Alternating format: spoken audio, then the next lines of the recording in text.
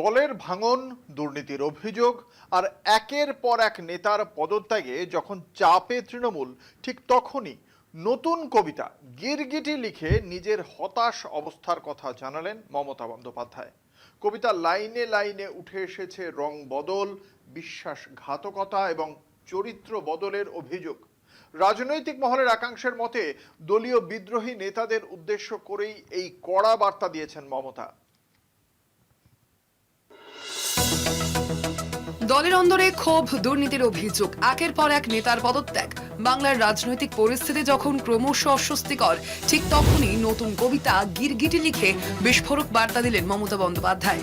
রাজনৈতিক মহলের মতে এই কবিতা শুধুই সাহিত্য চর্চা নয়, বরং দলীয় বিশ্বাসঘাতকতার বিরুদ্ধে মমতার তীব্র ক্ষোভের বহিঃপ্রকাশ। গিরগিটি বিতর্কে মমতা, রং বদলের রাজনীতি। সাম্প্রতিক সময়ে তৃণমূলের একাধিক নেতা প্রকাশ্যে দলের বিরুদ্ধে মুখ খুলেছেন। কেউ দুর্নীতির অভিযোগ তুলেছেন, কেউ নেতৃত্বের ভূমিকা নিয়ে প্রশ্ন তুলেছেন, আবার কেউ পদত্যাগ করে সরাসরি দূরত্ব তৈরি করেছেন দলের সঙ্গে। সেই আবহেই মমতার কবিতায় উঠে এসেছে রং বদলানো মানুষদের বিরুদ্ধে তীব্র আক্রমণ। কত নেবে চরিত্র বদলাতে কিংবা নিজেদের ভুল বদলাতে, এই পংক্তিগুলি যেন সরাসরি নিশানা করেছে দল ছেড়ে যাওয়া কিংবা অবস্থান বদলানো নেতাদের। কবিতায় গিরগিটি যেন হয়ে উঠেছে রাজনৈতিক সুবিধাবাদের প্রতীক, যেখানে আদর্শ, সম্পর্ক, কৃতজ্ঞতা সবকিছুই বিকিয়ে যায় ব্যক্তি স্বার্থ আর ক্ষমতার লোভে। কবি মমতার আক্ষেপ, যাদের একদিন বিশ্বাস করা হয়েছিল তারাই আজ সুবিধা বুঝে বদলে ফেলছেন মুখ, ভাষা ও আনুগত্য।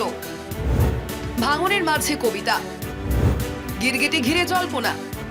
রাজনৈতিক বিশ্লেষকদের মতে কবিতার প্রতিটি লাইনে জমে আছে অপমান, হতাশা এবং বিশ্বাসভঙ্গের ক্ষত। নাম না করেও মমতা যেন স্পষ্ট বুঝিয়ে দিয়েছেন দলের ভিতরে বিদ্রোহ এবং রং বদলানো রাজনীতি তিনি মেনে নিতে রাজি নন। গিরগিটি তাই এখন শুধু কবিতা নয়, দলীয় সংকটের মধ্যে অসহায় নেত্রীর হতাশ রাজনৈতিক বার্তা। Kanad দাশগুপ্তের report, Kolkata TV.